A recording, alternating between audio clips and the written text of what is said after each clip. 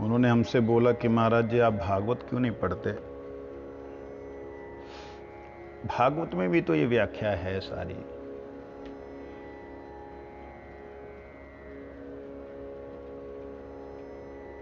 भागवत को पढ़ने से तो सारी उपनिषदों का, वेदों का सार, इतिहास, पुराण, उपनिषदें और वेदों का सार है, उसे आप क्यों नहीं पढ़ते, आप इसे क्यों पढ़ रहे हैं। मैंने बोला, मैंने कहा सभी भागवत पढ़ते हैं, क्या उपनिषदें बेकार लिखी गई हैं? क्या वेद व्यास जी ने या ऋषियों ने जो उपनिषदें प्रकट की वो गलती की? क्या उपनिषदें जो हैं भागवत से बाहर हैं? नहीं, वहां सरल रूप से है। मैंने कहा अच्छा, इससे भी कठिन रूप से है, इससे भी कठिन रूप से। समझने के लिए अगर हम देखें, बाजार में गंगा जल ऐसे बोतलें, राधा कुंड का जल बोतलों में फिल्टर करके मिलता है। फिल्टर्ड राधा कुंड का जल बोतल में मिल रहा है। कुछ लोग उसे पसंद करेंगे लेना, क्योंकि राधा कुंड में सब मिक्स है, उसमें कचरा भी है, फूलों की गंदगी भी है। वो फिर सालों, 15-20 सालों में कभी राधा कुंड का संस्कार होता है, जब स्नान जिसको कहते हैं राधा कुंड का, खोदा जाता है मट्टी को, एक तरह से संस्कार बोलते हैं। कुंड संस्कार कभी होता है तो वहाँ से निकाला जाता है वो काद, वो जो ऊपर लेप राधा कुंड के ऊपर आ जाता है। एक तरफ वो है, एक तरफ स्वच्छ राधा कुंड का जल है। किसे लोग पसंद करेंगे?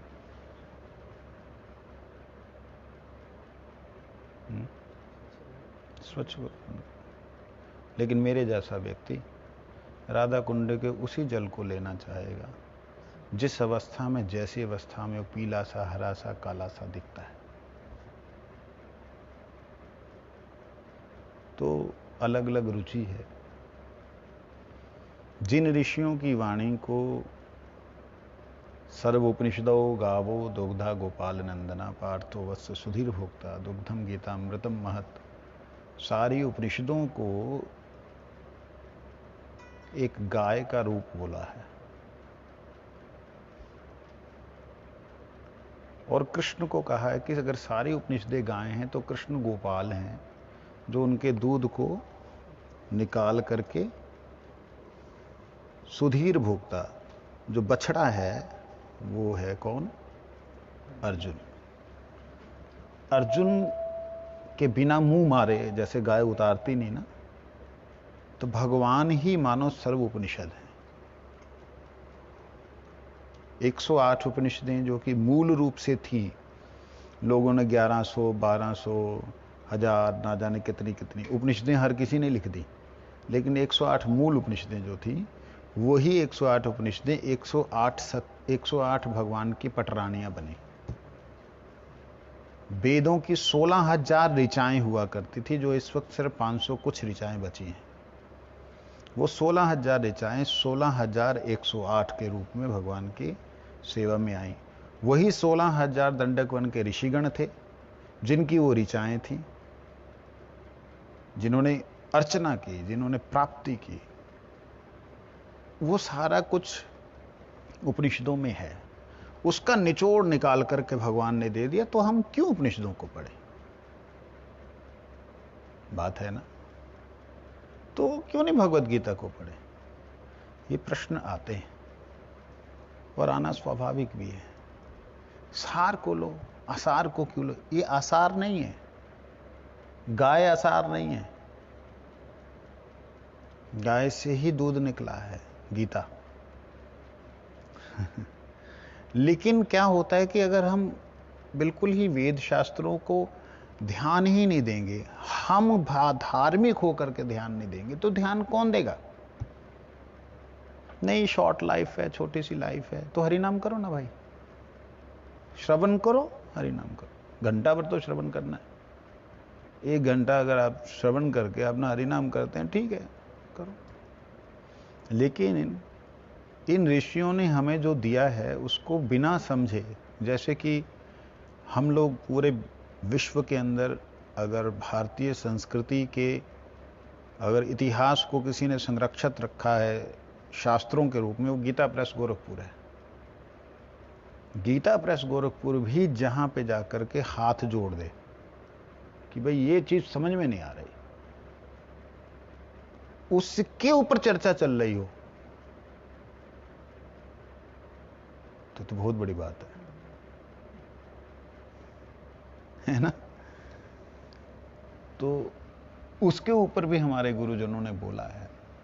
तो अब जैसे उदाहरण के लिए उपनिषदें, हमारी 12 उपनिषदें, उनका अनुवाद श्रील भक्ति सिद्धांत सरस्वती गोस्वामी ठाकुर जी के प्रियतम पार्षद श्रील परम पूज्यपाद नित्य पुरुषोत्तम श्रील भक्ति श्री रूप सिद्धांति महाराज जी ने किया। और उन उपनिषदों को अगर हम ना पढ़ें तो उन विचारों ने किसके लिए किया? अब विचारा शब्द उनके लिए प्रयोग हो रहा है, जो कि इतने बड़ी महान विभूति प्रभुपाद जी का मानो एक ऐसा अंग जो प्रभुपाद जी चाहते थे कि ये भी हो गौड़ियों के अंदर, ऐसा ना हो कि शून्य रह जाए गौड़ियों को, हर व्यक्ति ऐसा कहे ये तो बॉब देव की लिखी हुई किताबों को पढ़ते हैं। भागवत जी को कोई भी वेदांती, कोई भी आर्य समाजी और वेदांती भागवत जी को वेद व्यास द्वारा लिखित नहीं मानता। मालूम नहीं मालूम?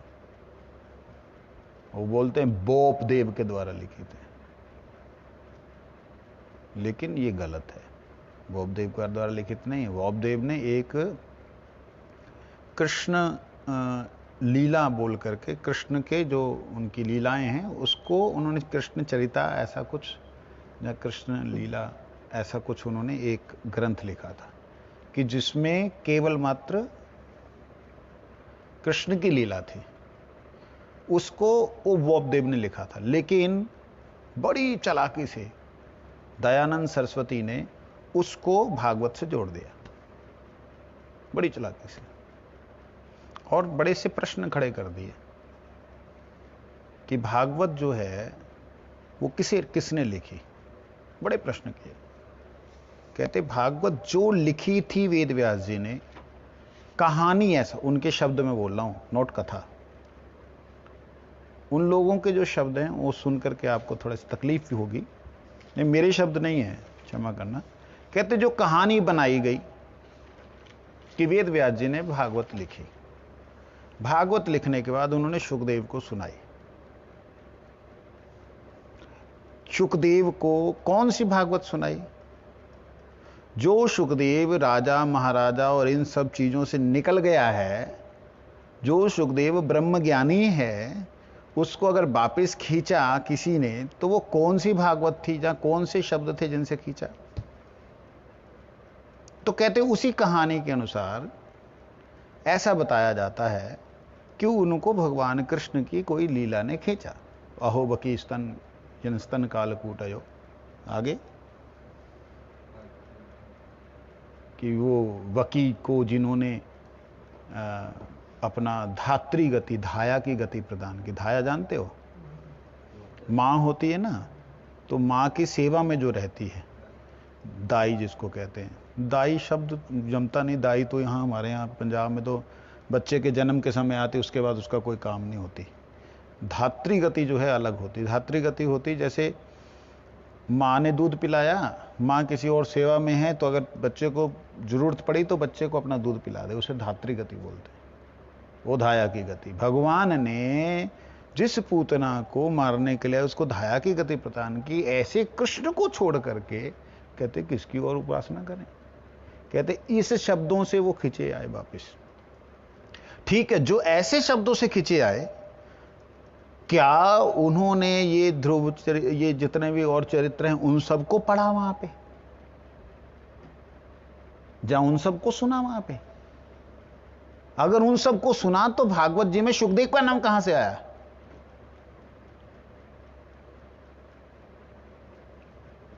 सुखदेव जी का नाम कहां से आया? और सुखदेव जी ने जो भागवत कही वो कौन सी भागवत थी? क्या वो वेद व्यास जी द्वारा लिखित थी या किसी और ने लिखी जिसमें सुखदेव का नाम आया?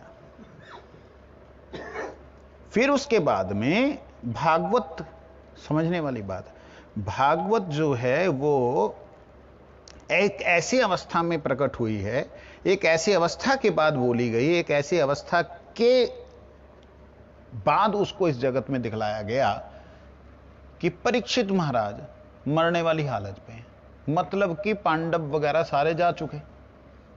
भागवत क्या उस समय आई? कहते परीक्षित जी के समय में अगर भागवत आई, मान लो परीक्षित जी के समय में अगर भागवत आई तो सूत गोस्वामी ने कहां से सुनाई? सूत गोस्वामी ने जो भागवत सुनाई वो और किसने लिखी? समझ आई बात? नहीं आई ना? पहले से तो लिखा हुआ था, उसके बाद पार्वती के बीच का संवाद जो है, शिवजी और पार्वती का संवाद, शिवजी और पार्वती वाला जो संवाद है, भागवत शब्द हम कहते हैं अमर कथा, वो कौन सी है? आप कुछ बोल रहे हैं? उससे पहले से बन चुका था भागवत जो है, पहले से रेडी था, उसके बाद आगे इनको सुना है ना ये सब। वही तो बात हो रही है। लिखा वेद व्यास जी ने ऐसा कहते हैं। तार्किक लोग ये तर्क देते हैं कि वेद व्यास जी ने नहीं लिखा। मेरे को मालूम है, मेरे को मालूम है वो आंसर क्या है। मैं इसीलिए तेरी तरफ पूछ भी नहीं रहा। तो वेद व्यास जी ने जो लिखा था वो उन्होंने सुखदेव को सुनाया, ठीक है। अब जहां पे जिस भागवत में सुखदेव जी का नाम आ रहा है वो किसने लिखा? जिस भागवत में सुखदेव जी से सुने हुए सूत गोस्वामी का नाम आ रहा है कि सूत और सौनक ऋषि, वो किसने लिखा? गुरुजी ने एक बार बोला था ये तीनों सिटिंग्स जो हैं, ये 3 सिटिंग्स हुई हैं। एक सिटिंग है जो कि बद्रिका आश्रम में नारद व्यास जी की, दूसरी सिटिंग है सुखदेव और परीक्षित की, तीसरी सीटिंग है आपकी सुक्त और शौनक गोस्वामी, सूत शौनक। कहते तीनों का सम्मिलित होकर के भागवत है। कहते भागवत लिखी नहीं है, ये शब्द गुरु जी के हैं। भागवत लिखा नहीं है, भागवत प्रकट हुआ है। भागवत कोई ऐसा नहीं कि इस समय लिखा गया उस समय लिखा गया, वो नित्य है। लेकिन अब लिखा तो है भाई, कहीं ना कभी लिखा तो है। तो उस बात को उन्होंने उठा करके बोला ये काल, ये जो समय था ये बौपदेव का था, बौपदेव। लेकिन वास्तविकता में ये बौपदेव जो हैं ये उस समय के नहीं थे जब भागवत जी प्रकट हुई। बौपदेव पैदा हुआ ये क्या नाम तुम्हारे, चाणक्य के अगल बगल में। बौपदेव चाणक्य के समय में पैदा हुआ था और भागवत जी आज से, चाणक्य से बहुत साल पहले लिखी जा चुकी थी, प्रकट हो चुकी थी। और ये वेदव्यास जी महाराज ने प्रकट की थी उसी तरीके से जैसे कि एक व्यक्ति को नजर आ रहा है कि ऐसा ऐसा ऐसा ऐसा होने वाला है। जैसे वाल्मीकि ऋषि ने रामायण लिख दी भगवान के आने से पहले कि किस प्रकार से कैसे कैसे हो रहा है। इट्स नॉट, कहीं भी आप इनके अंदर ग्रंथों की एक विशेषता है, कहीं भी ग्रंथों में आपको था शब्द नहीं मिलेगा।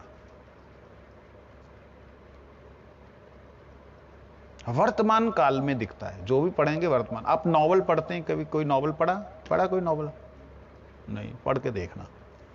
कोई नॉवल पढ़ेंगे, उस नॉवल को पढ़ते हुए आपको ऐसे लगेगा कि आपके सामने सब चित्र चल रहा है। जो फिल्में बनाते हैं, जो मूवीज बनाते हैं, वो लोग जो भी लिखते हैं ना, वो ऐसा नहीं होता कि इसके बाद जो है हीरो वहां से चल के आएगा, नहीं लिखा होता ऐसा। वो लिखा होता है कि नॉर्थ एंड साउथ के बीच में से हीरो आ रहा है, तो नॉर्थ साउथ के बीच से हीरो आ रहा है, तो वो ऐसा दिमाग बनता कि वहां से आ रहा है। और आकर के ये बोलेगा नहीं, हीरो आकर बोलता है, करता है, जाता है। इस प्रकार से एक फिल्मकार, साधारण छोटा सा फिल्मकार जिसने अपनी फिल्म बनाई है, मूवी बनाई है, वो व्यक्ति भी अपनी बातों को सजा के लिखता है। जो त्रिकालज्ञ ऋषि, भूत, वर्तमान, भविष्य को जानने वाले, जिनको ये मालूम था कि अभी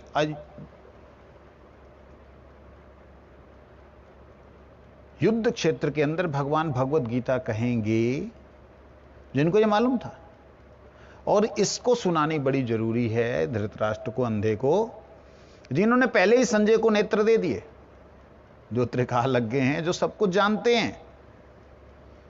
उन्होंने श्रीमद् भागवत जी को जो लिखा, वो भागवत जी को जो सुखदेव को सुनाना था वो पाठ था दशम स्कंद। उसके बाद सुखदेव को जब भगवान के लीलाओं में इतना आनंद आया, तो भगवान को प्राप्ति का क्या उपाय है ये जब पूछा, तो वहां पर वेदव्यास जी ने उनको बोला कि भक्तानुगमन, भक्तों का अनुगमन करना, दास्य सख्य वात्सल्य मधुर भक्तों का अनुगमन और शांत भक्तों का अनुगमन। तब भक्तों के चरित्र को, फिर भक्त कैसे हुए, कौन कौन से, तब सुखदेव जी ने भक्त चरित्र सुने उनसे। जो सुखदेव जी ने भक्त चरित्र सुनाए बाद में सुने, उन्होंने भगवत कथा के बाद में सुने। फिर अवतारावली भी सुनी, अवतार कैसे कैसे हुए। ये इस तरीके से वही 18,000 जो श्लोक लिखे थे, उसमें से जब सुना रहे हैं, तो उसमें सुखदेव जी को हाइड कर रहे हैं वेदव्यास जी, कि सुखदेव ने पूछा, सुखदेव ने बोला, ऐसा हुआ, वो सारा उनको भाई ऐसा ऐसा होगा। अन्यथा सुखदेव जी को, जो किसी से बात नहीं करते, जो किसी से चीत नहीं करते, उनको कहां से पता लग गया कि भी अम्बरीश, जो परीक्षित जो है अब जाने वाला है, चलो उसके पास चलते हैं। उनको मालूम है, वो भी त्रिकालज्ञ हैं, और वहां से चल के आए। तो कहने का मतलब, तथाकथित लोग ना समय जानते हैं, ना काल जानते हैं कि प्रकट होने का समय क्या है, काल क्या है, फालतू की बात बोल देते हैं। मेरे को एक ने बोला था, और इतना मतलब बुद्धि खराब करने वाला व्यक्ति, कम्युनिस्ट था वो। चंडीगढ़ मठ में हम लोग कलेक्शन के लिए जाते थे, महीने की कलेक्शन के लिए। उसने इस्कॉन के बारे में कुछ उल्टा सीधा बोला, तो बहुत पुरानी बात है, मेरा कल 30-32 साल पुरानी बात है। तो मैंने उसको झाड़ा। कहते तुम जानते हो कि ये जो सारा जो संसार है, इसमें किसी पे विश्वास नहीं कर सकते। मैं कहता तुम नहीं करते नासी भाई, मेरा दिमाग क्यों खराब। मैं बच्चा था तब, 14-15-16 साल की उम्र थी। उस वक्त मेरा थोड़ा सा रूप भी अलग तरीके, मैं सीधा सीधा बोलता था। अभी तो थोड़ा सा अंतर है। तो अभी मैं थोड़ा सभ्यता से बोलता हूँ, पहले असभ्यता से बोलता था। अभी जितनी आप सभ्यता देख रहे हो ना, ये सोच लो बहुत सभ्य हो। मैंने उसको थोड़ा सा बोला, मैंने कहा तुम तो ऐसे इंसान हो कि तुम अपनी माँ पे भी विश्वास नहीं करते। मैंने ऐसे उसको बोला। तो उसने बोला मैं क्यों करूं। उस बंदे ने जब ये शब्द बोले, कहता मैं क्यों करूं, मेरे को क्या मालूम मेरी माँ ने कहां से पैदा किया। प्रभु जी, मेरे अंदर तक एकदम झन झन झन झन करके हो गया। मैं क्या इसको बंदे को मारूं मैं। अभी छोटा बच्चा था वो, बंदा तगड़ा था, तो मैं क्यों विश्वास करूं। और बात भी सही है, कहते विश्वास करना भी नहीं चाहिए। उसने ऐसा बुद्धि में जहर डाला। मैं आते आते सोचूं, मतलब नेगेटिव चलना शुरू हो गया, मां के प्रति नेगेटिव चलना शुरू हो गया कि अगर ये शब्द किसी को सुनाए जाए तो उसका हाल क्या होगा। आप कल्पना नहीं कर सकते, मैं एक दिन तक बहुत परेशान रहा। और गुरुजी आए हुए थे कलेक्शन, हम लोग रामनवमी की तो डोर टू डोर जाते थे। गुरुजी आए हुए थे, तो गुरुजी उसी दिन या नेक्स्ट डे, आई थिंक एक दिन बाद, या उस दिन मेरे को याद नहीं, गुरुजी यही बात बोलते हैं। वो है ना, शास्त्र जो हैं वो सहोदर हैं, भाई हैं, और जो हैं बहनें हैं, बड़ी बहन है वो श्रुति जो है बड़ी बहनें हैं, और जो माता है, वो स्मृति जो है वो माता है। ये शास्त्रों के बारे में, वेद माता है, श्रुतियाँ स्मृतियाँ जो बहन हैं, भाई जो हैं वो पुराण हैं। इस प्रकार से जब वो सब मिल करके परमपिता परमात्मा के बारे में बतला रहे हैं, तो उस पर विश्वास करना ही हमारा परम कर्तव्य है। कहते माता जिसे बोल रही पिता है, बड़ा भाई जिसे बोल रहा पिता है, बड़ी बहन जिसे बोल रही पिता है, तुम उसे पिता नहीं मानते, ये तुम नमक हरामी। गुरु जी के शब्द। तो कहने का मतलब इस प्रकार से तथाकथित लोग पता नहीं कहां से उठ करके आ जाते हैं, नाम अपना महर्षि लगा दिया, दयानंद, पता नहीं कहां से उठ के आ गया। मैंने सत्यार्थ प्रकाश को पढ़ा था, 200 गलतियां निकाली थी उस समय में। मैं ग्रंथ पढ़ता नहीं हूं, लेकिन मेरे सनातन धर्म के विरुद्ध कुछ बोला गया है तो उसमें मेरी एक अलग तरह की एक रुचि है कि विरुद्ध बोला गया तो मैं उसका जवाब मेरे पास होना चाहिए। 200 गलतियां निकाली थी और फिर उसको मैंने क्या नाम, उसके अंदर ये सब था कृष्ण के बारे में। फिर वो अंबाला में है आर्य समाज का, आर्य समाज में वह है, तो गुरुजी वहाँ गए थे, वो जो संत निवास है जो, वहाँ आर्य समाजियों से फिर मेरी टक्कर हुई। तो मैं कहा ये गलत, वो गलत, वो कहते तुम कौन हो? मैंने कहा मैं भी दयानंद का बाप हूँ। तो मैं तो ऐसे ही बोलता था। तो कहते इस प्रकार से बोल रहे। मैंने कहा और क्या? मैं कहा आपको अनुभव है कोई? मैं कहा आपको अपने बारे में पता है? नहीं पता। मैं बता सकता हूँ। मैं पट पट पट पट क्या क्या बोल गया भगवान जाने। वो बचपन मेरा अलग तरह का था। तो एक बात, इस प्रकार से कोई आकर के हमें हमारे माता के ऊपर संदेह उत्पन्न करा दे, उस व्यक्ति की बात को हम क्यों सुने? इस तथाकथित महर्षि की बात को हम क्यों माने? उसने बौद्धदेव का नाम लिया। अरे बौद्धदेव पैदा हुआ चाणक्य के समय में, और भागवत जी प्रकट हुई हैं एकदम कलयुग के प्रारंभ से भी पहले, समझो प्रारंभ में मान लो उस समय, कि उस समय मान लो वेद व्यास जी ने लिखा, मान लो उस समय भी लिखा, मैं कहता हूं पहले नहीं लिखा कि चलो जी अब कंक्लूजन कर दें भगवान की लीला का। उस समय लिखा, आ जाओ। और कहां ये 2000 सालों का, 3000 सालों का अंतर, 3000 सालों के अंतर को उठा करके वहां डाल दे कोई आदमी, हमारी बुद्धि को भ्रमित कर दे, हम मान ले। ऐसे नमक हरामी लोग जो हैं वो वही लोग हो सकते हैं जो अपनी मां पे संदेह करें, हम नहीं कर सकते। तो इसलिए श्रीमद् भागवत जी में जो कहा है, भगवत गीता में जो कहा है, वो ऋषियों की ही वाणी है। परंतु अगर हम इनको पढ़े ही ना, इनको देखे ही ना, तो क्यों प्रभुपाद जी ने अपने शिष्य के द्वारा स्वयं उनके हृदय में बैठ करके उपनिषदों का और वेदांत का अनुवाद करवाया? आप देखिए, जिसको हम सर्वश्रेष्ठ मानते हैं हमारे भारत में, गीता प्रेस गोरखपुर, जहां पे उन्होंने बोल दिया कि इन अष्टकों के बारे में हम बोल नहीं सकते, 50 जो उसके जो वृत्तियां हैं उसके बारे में हम बोल नहीं सकते, उन सारी वृत्तियों को इन्होंने लिख करके सामने रख दिया। तो ये कितनी बड़ी बात है, कितनी गौरव की बात है, हमें जाननी चाहिए। ठीक है, हो गया आपका प्रश्न? चलिए।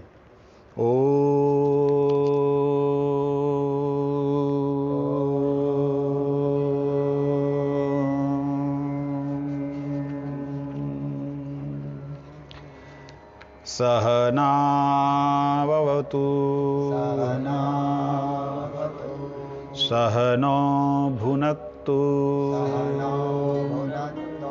सह वीर्यं करवावहे तेजस्विनावधीतमस्तु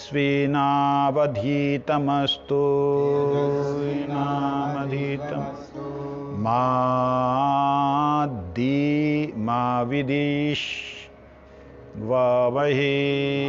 विदिशशावहे।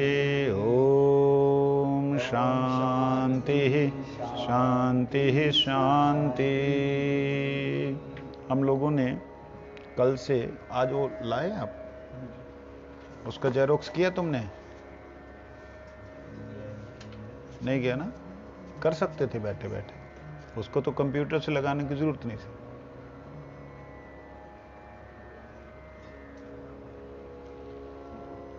जेरोक्स नहीं ना वो, ठीक है। मेरे साथ बोलेंगे, ओम यम ब्रह्म वेदांत विदो वदन्ति परे प्रधानम पुरुषं तथा विश्वोद्गते कारणं ईश्वरं वा, सभी बोलिए, तस्मै नमो विघ्न विनाशाय।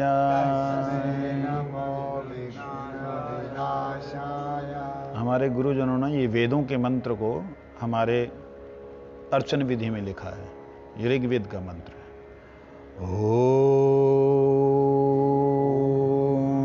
तद्विष्णोः परमं पदं सदा पश्यन्ति सूरयो दिवि चक्षुराततं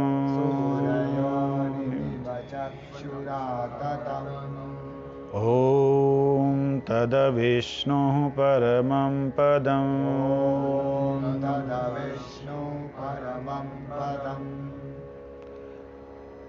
बाकी हम लोग इस स्वस्ति वाचन को कल से पाठ करेंगे।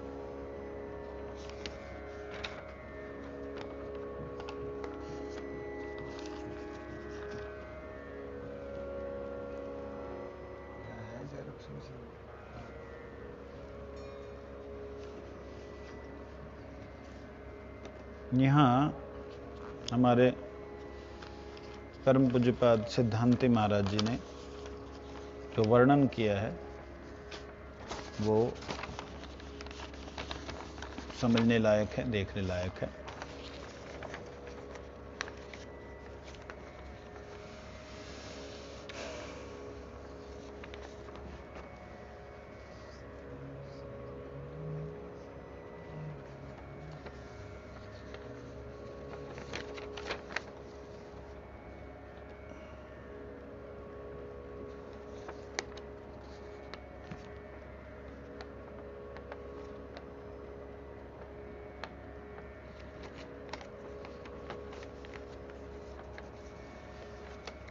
दस इंद्रियों के जो विषय हैं उनके बारे में मैं आपसे प्रश्न कर रहा हूं।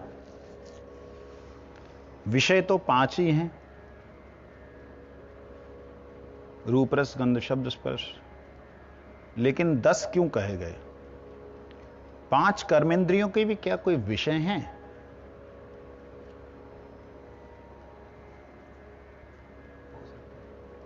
क्या हैं? साथ साथ सोचोगे तुरंत मिलेगा।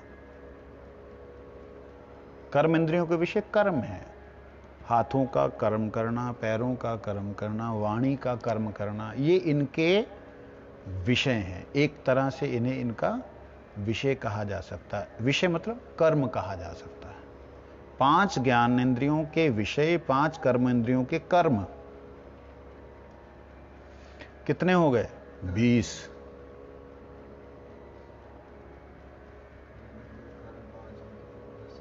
दस 20 हो गए ना? जी हाँ, उनको तो लेना ही पड़ेगा। इन जो विषय हैं इन 10 इंद्रियों के, इनका एक तो विषय है, एक तो कर्म है, एक विपर्यय है, इसका विपरीत भी है, जो हमने सुना था, उसको रिपीट नहीं करते। हाथ है, हाथ कर्म करता है, हाथ नहीं चल पा रहा, आंख देख नहीं पा रही, ये सब जो कर्म। उसके बाद बोलते हैं, हमने तुष्टि के बारे में सुना था, संतुष्ट होता है व्यक्ति, 8 प्रकार की तुष्टि है वो, उसको हमने सुना था। शायद याद है कि नहीं याद है, मुझे भी पूरी तरह याद नहीं। मैं भी इसे चाहूंगा कि एक बार उसे देखें।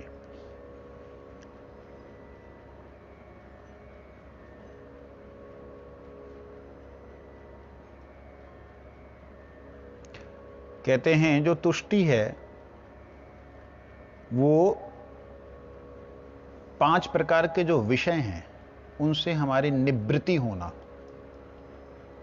5 विषय है ना, रूप रस गंध शब्द स्पर्श, इनसे जब व्यक्ति निवृत्त हो जाता है, मुक्त हो जाता है, तो उसे एक तुष्टि होती है, संतुष्टि होती है,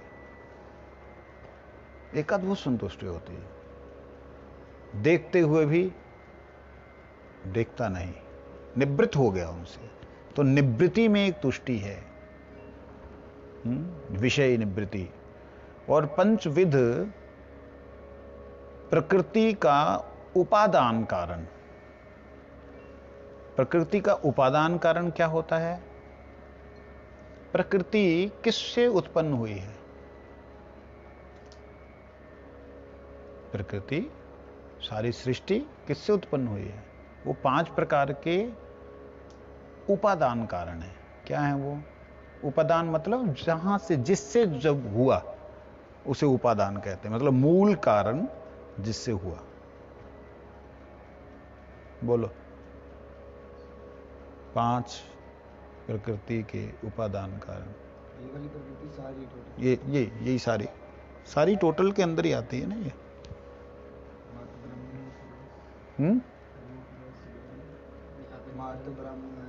महद ब्रह्म। महद ब्रह्म क्या होता है? 5 बोला, महतत्व है वो। आप महद ब्रह्म बोले, महतत्व वो 5 है। वो नहीं आएंगे। वो ये जो है, ये जो अग्नि जल पृथ्वी वायु आकाश, ये है। ने बोला था ब्रह्म का जहाँ पेट रूप है वो ये कारण स्वरूप में ये महद ब्रह्म में चले जाते हैं, यदि इनके कारण को अलग कर दें। वो बताया था ना, रूप को अग्नि से रूप निकाल दें तो अपने कारण में चले जाएगी। वो जो कारण प्रकृति है वो भी पंचविध ही है। रूप रस गंध शब्द स्पर्श जो हैं, जब इस प्रकृति से अलग हो जाते हैं तो मट्टी आकाश जल वायु अग्नि ये सब कुछ शून्य हो जाता है। वो महत हो गए ना, महतत्व हो गए। वो महतत्व मतलब जो, जिनका महत्व है, जो अभिमान है, अपने आप का उनका अभिमान है। हाँ, वो कारण स्वरूप में। जैसे एक बीज में वट वृक्ष का पूर्ण अभिमान है, तो बीज जो है वो वट वृक्ष का महत्त्व है, उसके अंदर महत्व है बीज का। हाँ, ये प्रलय के समय में भी ऐसा होता है। तो ये 5 प्रकार का जो है उपादान है, उपादान कारण इसको कहते हैं। और चतुर्विध तुष्टि है, 4 प्रकार की तुष्टि होती है। तुष्टि मतलब संतुष्ट होना। कैसे है वो? कोई ऐसा सोचता है मेरे को, जैसे ये हमारे बीच में बैठे हुए महापुरुष ऐसे सोचते हैं, मेरे को नक्षत्रों को देखना, तारों को देखना, कैसे चल रहा है सब कुछ देखना। तो ये प्रकृति को देख करके जो संतुष्ट होता है। अब आप देखिए, कई लोग आपको दिखेंगे ऐसे जो आकाश को ऐसे देखते हैं, उनको एक संतुष्टि मिलती है, एक तुष्टि मिलती है। वो उसको देख के तुष्ट हो रहा है। कोई इस संसार के अंदर बहुत से कामों को करके उसमें से कुछ ना कुछ बना करके संतुष्ट हो रहा है। प्रकृतिगत कोई भी प्राप्ति, जहां उसके बारे में जानकारी प्राप्त करके एक तरह की संतुष्टि, तुष्टि प्राप्त करता है व्यक्ति, इसको बोलते हैं प्रकृतिगत तुष्टि। और दूसरी है प्राकृत ज्ञान की जो तुष्टि है। दूसरी है संन्यास धारण कर लिया, अरे क्या प्रकृति, क्या माया, वो इससे ऊपर चला गया। ये दूसरे व्यक्ति की ये तुष्टि है। जाओ योगी है ना, वो जाना योगी दे नाल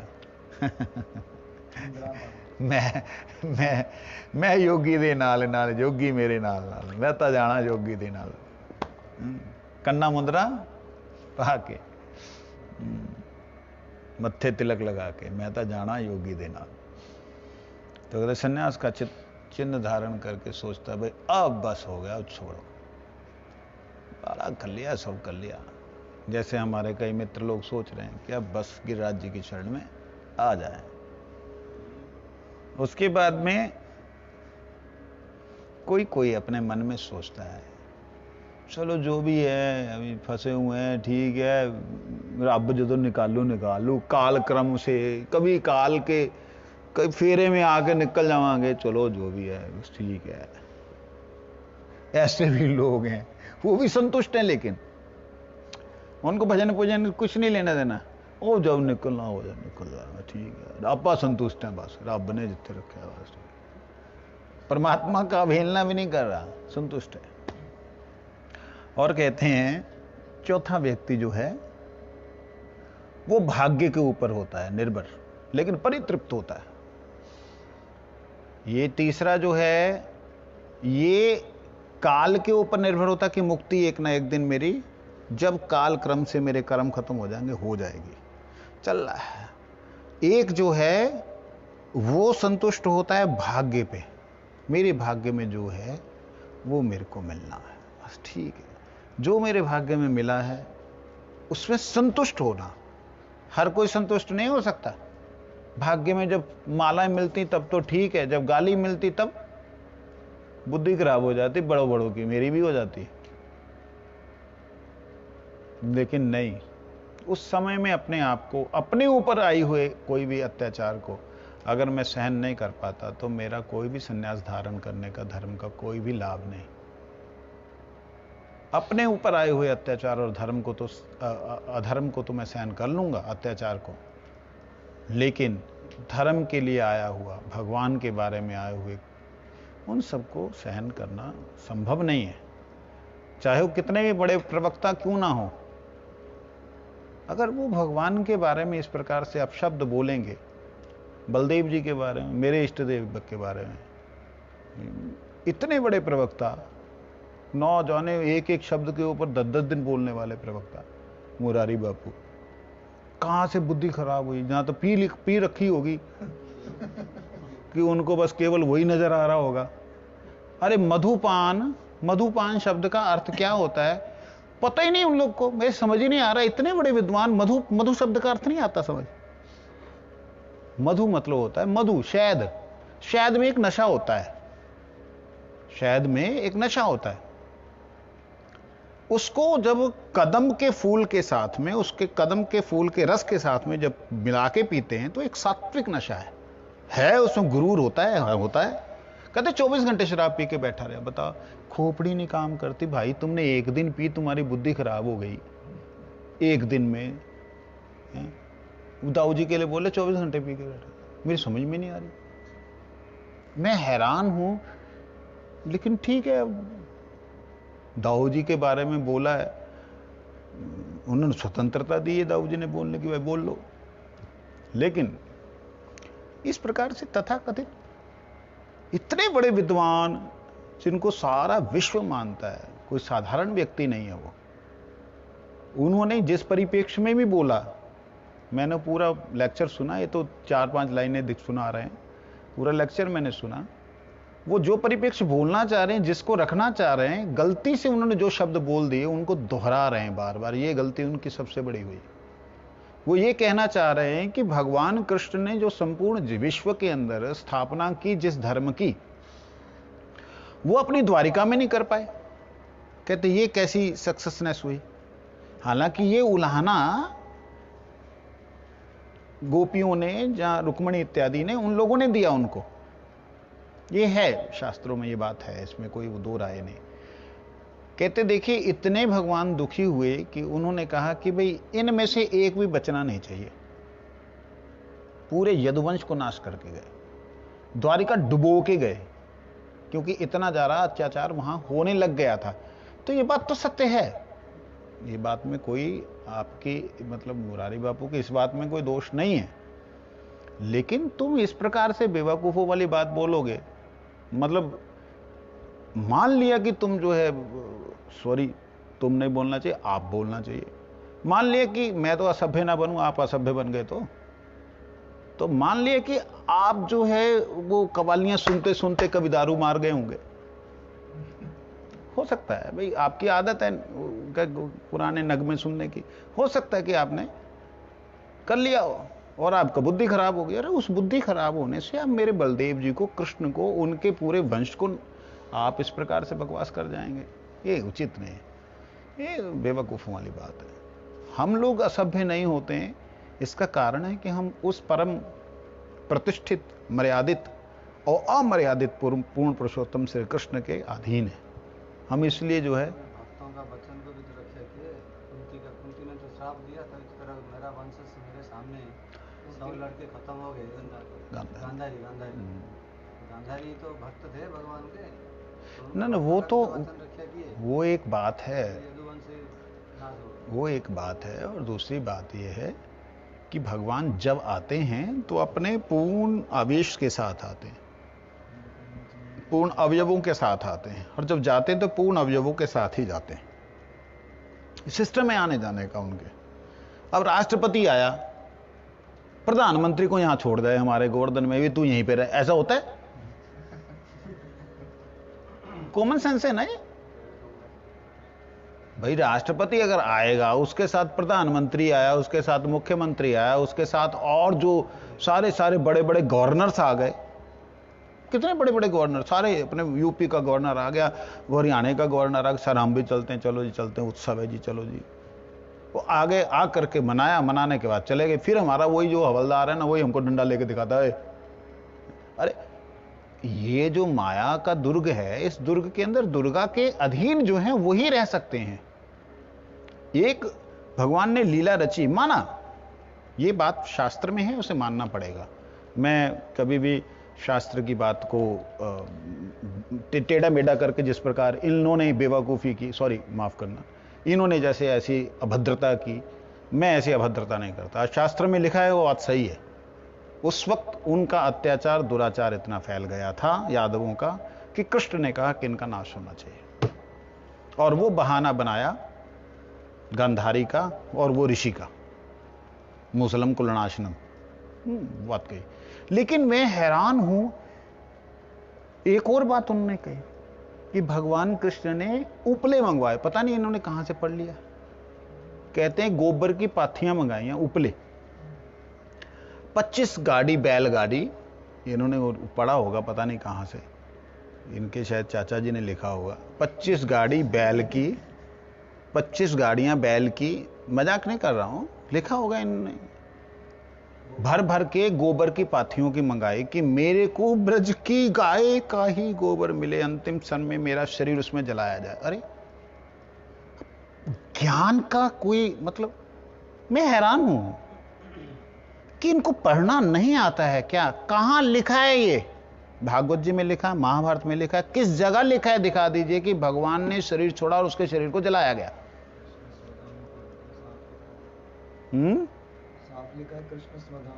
वो सीधा सीधा भगवान पूर्ण शरीर के साथ में अपने धाम में गए। अरे उनकी बात छोड़ो, ध्रुव जैसा महापुरुष, उनकी बात छोड़ो, सारी गोपियां, उनकी बात छोड़ो, संत तुकाराम जी, मीराबाई, कितने ऐसे भक्त हैं जो कि सशरीर चले गए, और कृष्ण की बात आप कर रहे हो।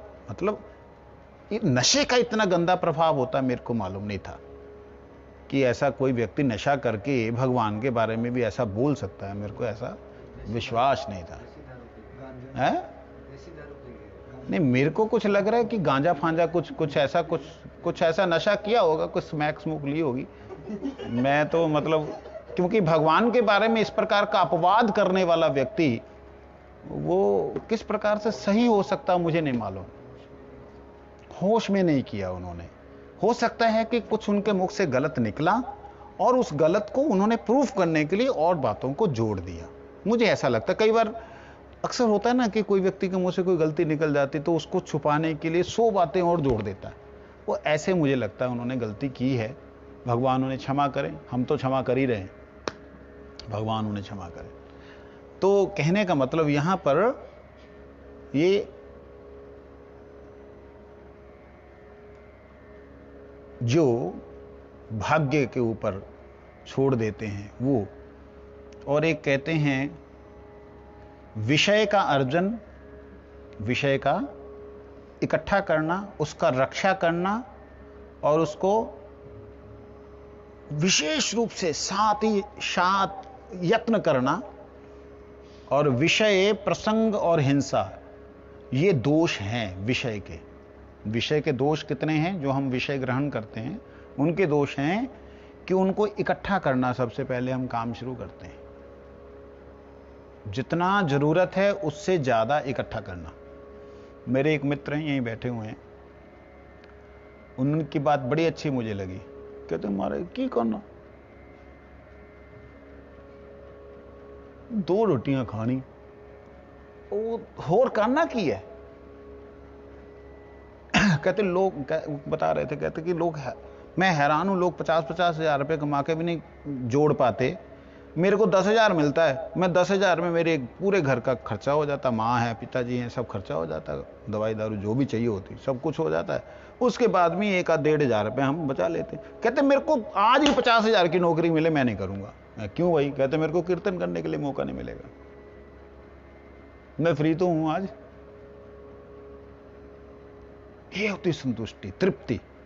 और ये जहां तृप्ति नहीं होती है, अर्जन, इकट्ठा करो। कहते जब इकट्ठा किया तो अब रक्षा भी करनी पड़ेगी। जब हमारे पास गाड़ी नहीं थी तब अलग बात थी, अब गाड़ी है तो उसकी रक्षा भी करनी पड़ेगी। उठाया और चल दिए, भाग लिए, तब तो खराब हो जाएगी भाई, उसको संभाल करो।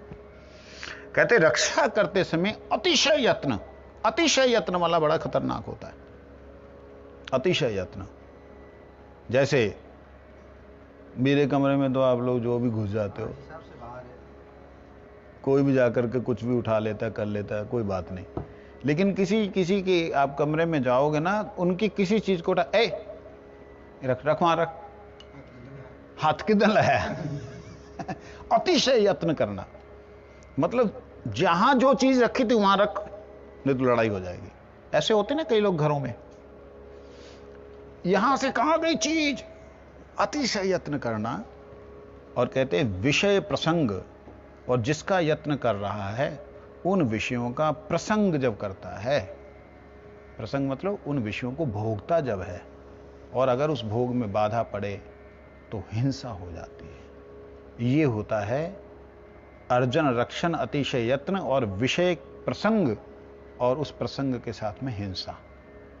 ये दोष हैं जिसके कारण 5 प्रकार की तुष्टि और 8 प्रकार की सिद्धि है। ये दोष हैं जिनसे निकलने के लिए इस प्रकार की 5 प्रकार की तुष्टि और 8 प्रकार की सिद्धि। 5 प्रकार के ऊपर जो तुष्टि बोली है वो इनसे निकलने के लिए, कि भाई इकट्ठा किया, ये किया, कहते इनसे निकलने के लिए ऊपर वाली जो तुष्टि बतलाई है वो तुष्टि। और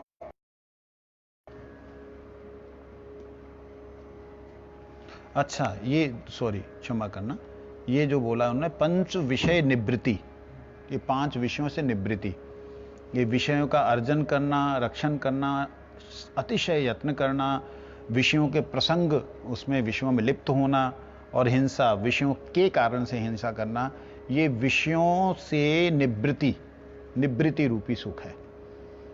वांछा कल्पवासं पतितानां पावनं वैष्णवेयो नमो नमः।